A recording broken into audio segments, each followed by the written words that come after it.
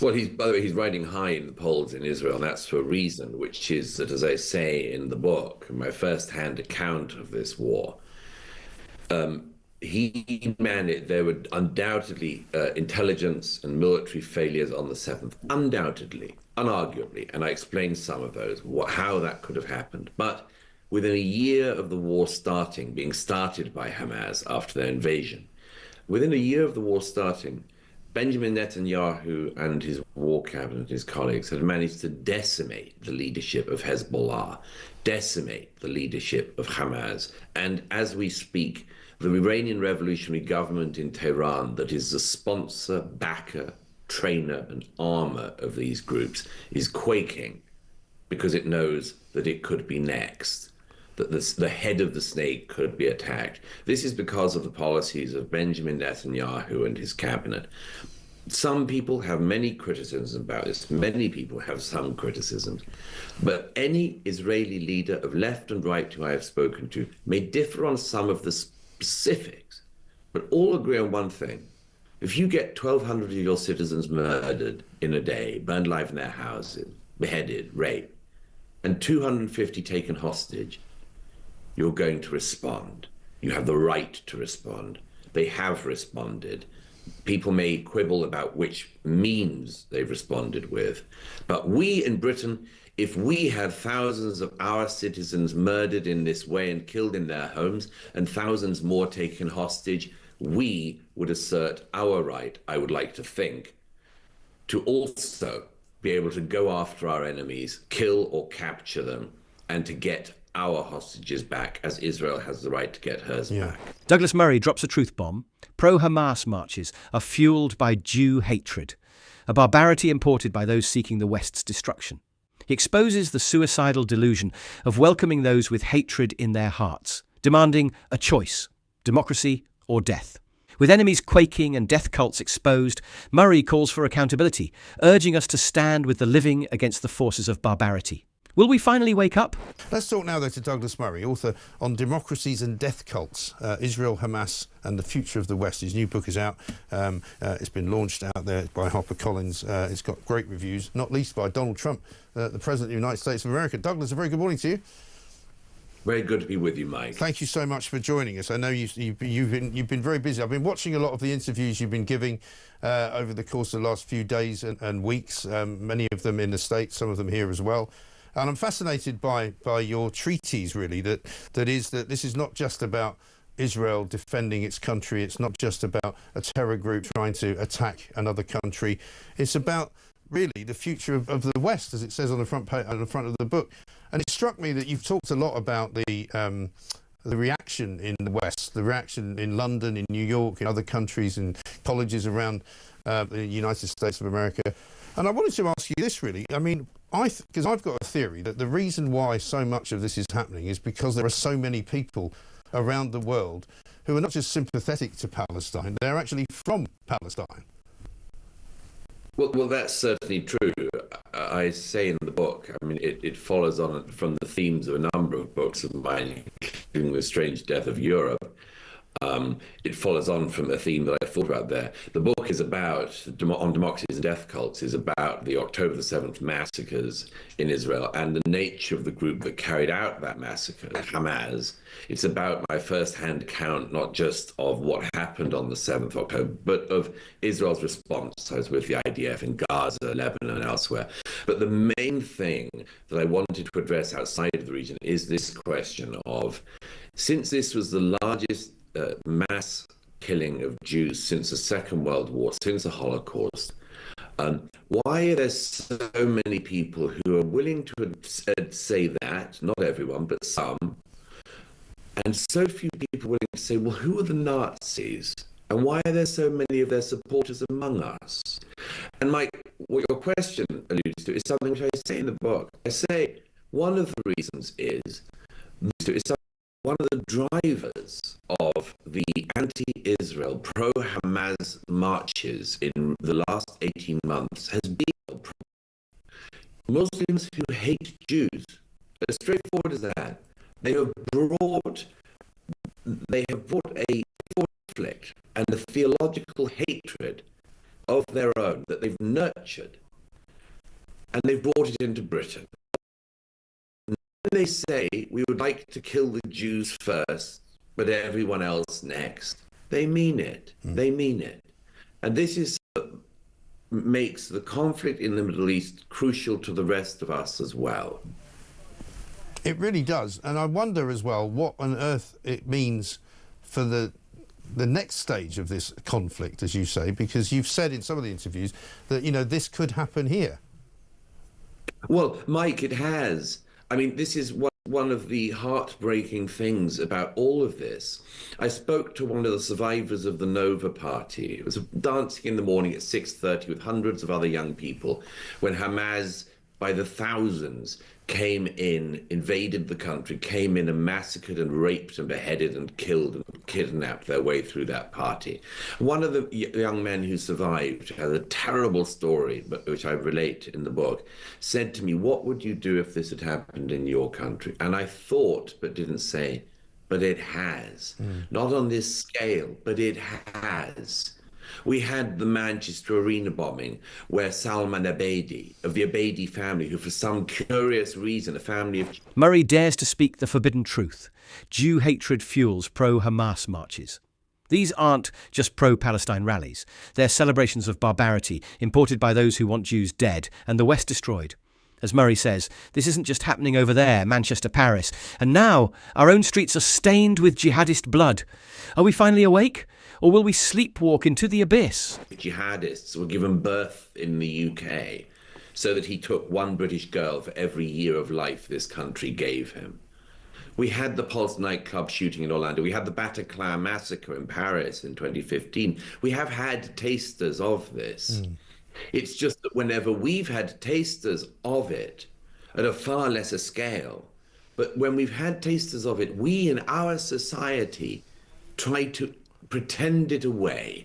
What were we told after the Manchester Arena bombing? But don't look back in anger. Why? Why not look back in anger when your daughters are murdered? Your children are killed. Why don't you have the right to look back in anger?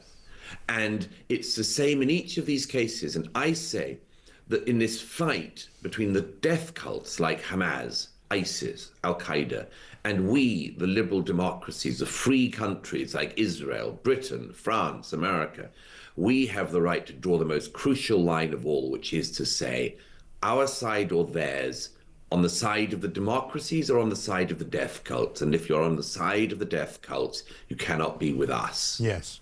But going back to the numbers of people living certainly in this country, I know less about America at the moment than I used to, but in terms of the numbers of sympathisers, shall we say, with the cause of Palestine, and in some cases even with the cause of Hamas, you know, I mean, I remember the 70s, I remember the Six-Day War, I remember the Golan Heights being on the news every night when I was growing up in the 70s. You know, there were never any sorts of demonstrations on the streets. There was none of that, because my contention is the people who are now doing those demonstrations weren't here. No, I mean, of course. I mean, as I said in a book almost 10 years ago, The Strange Death of Europe, if you import the world's people, you import the world's problems. And we have imported this problem.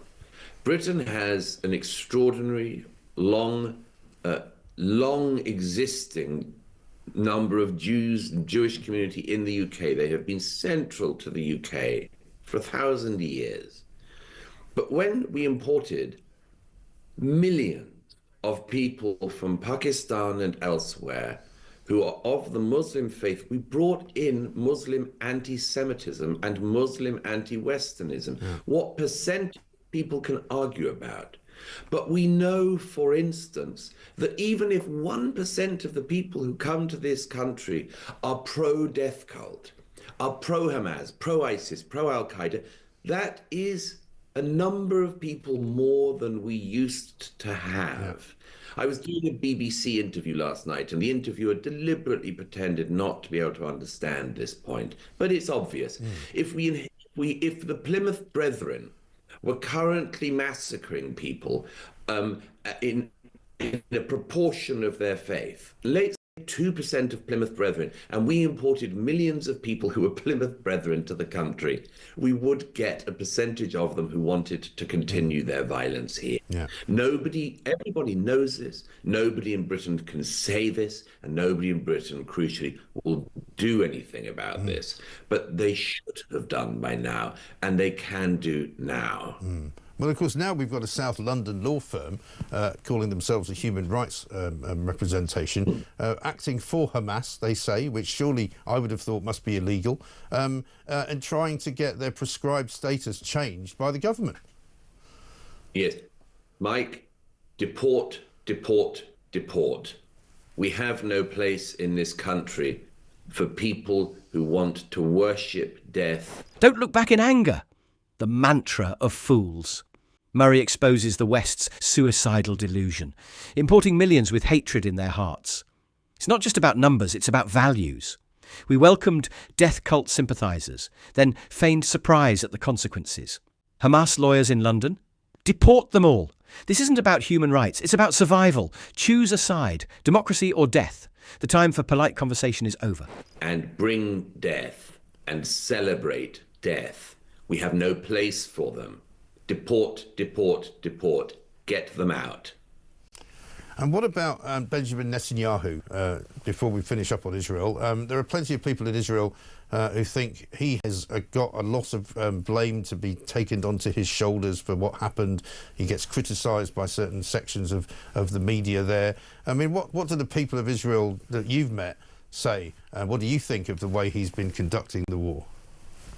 Well, by the way, he's riding high in the polls in Israel, and that's for a reason, which is that, as I say in the book, my first-hand account of this war, he managed. There were undoubtedly intelligence and military failures on the 7th, undoubtedly, unarguably, and I explained some of those, how that could have happened. But within a year of the war being started by Hamas after their invasion, within a year of the war starting, Benjamin Netanyahu and his war cabinet, his colleagues, had managed to decimate the leadership of Hezbollah, decimate the leadership of Hamas. And as we speak, the Iranian revolutionary government in Tehran, that is the sponsor, backer, trainer, and armor of these groups, is quaking because it knows that it could be next, that the head of the snake could be attacked. This is because of the policies of Benjamin Netanyahu and his cabinet.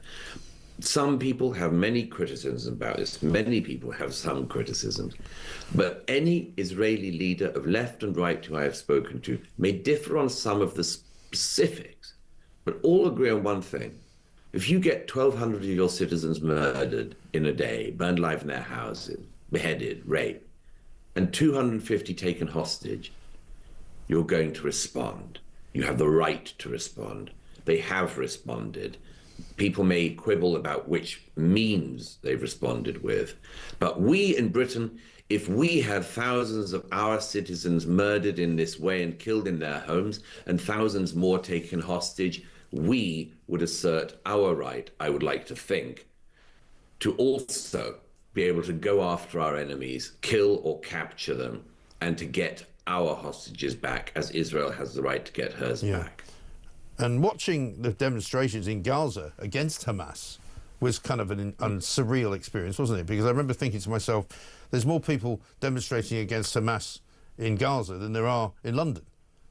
Is that the beginning of something?